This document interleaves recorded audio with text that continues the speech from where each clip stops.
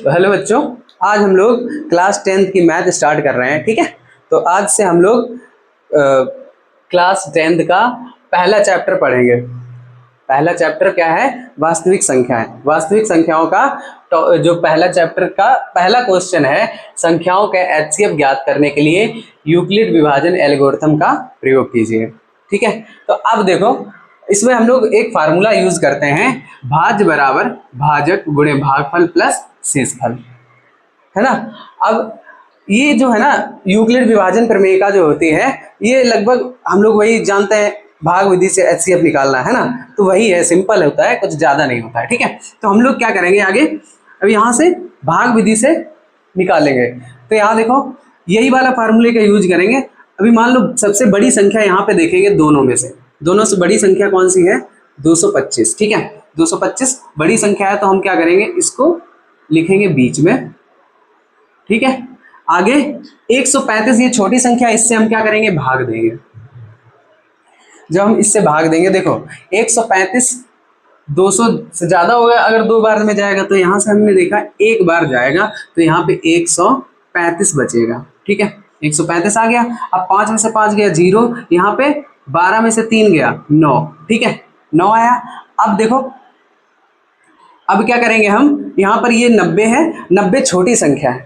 ठीक है, तो सबसे पहले अभी यहाँ हम करेंगे 235, यहाँ पर क्या है, भाज्य, क्या है, भाज्य, तो भाज्य यहाँ पर क्या है, 225। 225 बराबर क्या हो जाएगा, भाजक क्या है, 135, तो यहाँ पे लिखेंगे 135 और गुणे भागफल कितना निकला, 1, यहाँ पे 1 लिखेंगे, प्लस शेषफल कितना है, 90।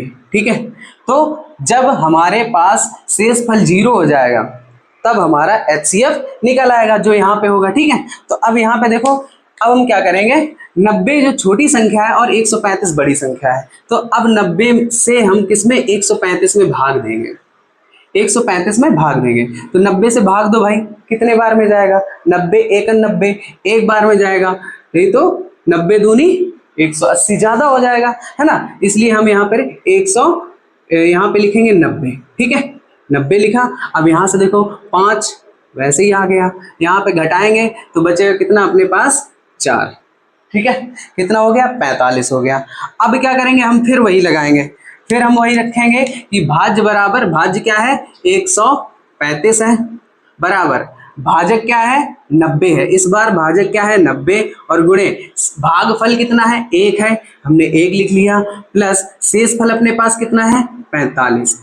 ठीक है, अब फिर आगे आगे चलते हैं। अभी यहाँ पर 45 है, और 45 छोटा है और 90 बड़ा है। अब क्या करेंगे हम, 45 से 90 में भाग देंगे, 45 से 90 में भाग देंगे। अब क्या है, देखो 45 दूनी 90, दो बार में पूरा पूरा कट जाएगा। अब यहाँ पर शेषफल आ गया 0।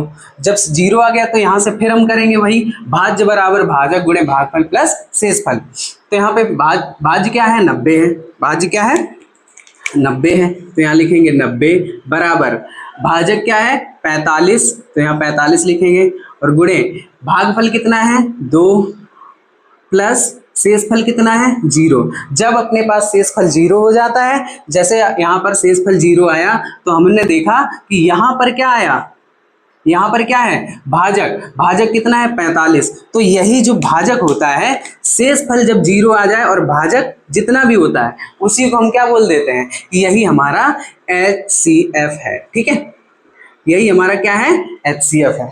ठीक, अब आगे के सवाल आगे करवाएंगे। अभी आज पहला दिन था, तो इसलिए एक ही क्वेश्चन करवाया, शुरुआत हो जाए बस।